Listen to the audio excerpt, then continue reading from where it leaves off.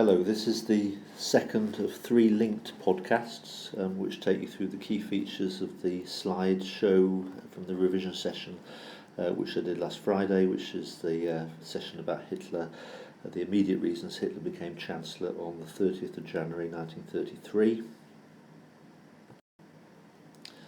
The story starts in the spring of 1932, where Hindenburg's 7-year term as president expired. Hitler, of course, stood against Hindenburg in those elections. Hindenburg was reluctant to stand, but chose to stand because he did not want Hitler to become president. It was blatantly obvious what Hitler was about. He wanted to set up a personal dictatorship. Of course, Hindenburg won the elections. He was re-elected for another 7 years. Hitler achieved 13 million votes, which on one level was a setback, but Hitler saw it as another great opportunity to sell the Nazi message to the people of Germany. Hitler's strategy, of course, was to become the Chancellor of Germany, the head of government, and that's his main focus. In the previous elections in September 1930, the Nazis had achieved 107 seats. They were the second largest party in the Reichstag. Hitler, of course, wants to become the Nazis to become the largest party with a majority.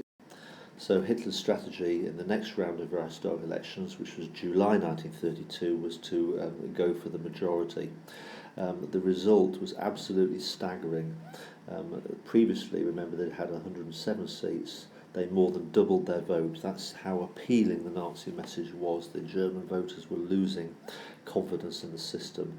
So the Nazis won 230 seats, which was 37% of the vote. An astonishing figure when you bear in mind they just 4 years earlier had only achieved 3%. But the point is, it was not a majority. Hitler was not prepared to share power with another party.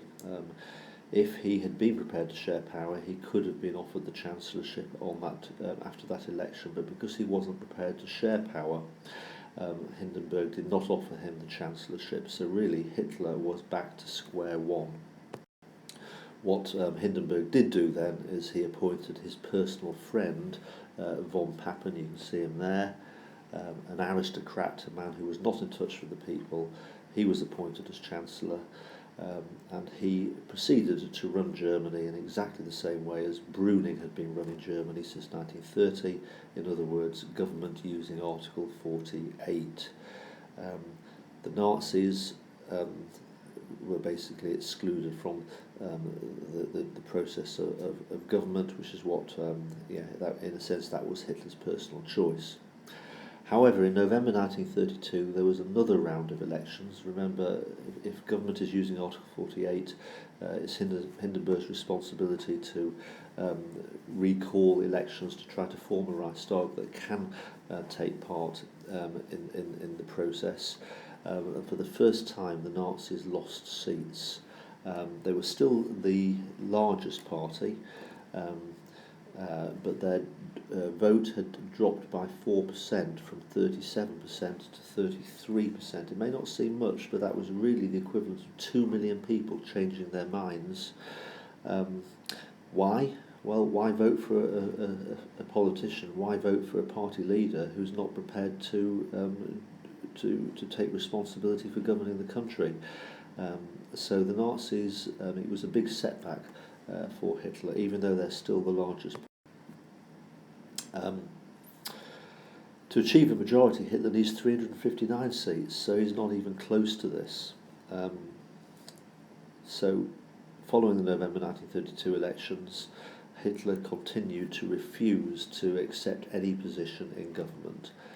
He would rather be an opposition politician than a politician who's taking part in government and having to share power with other parties. So it was stalemate.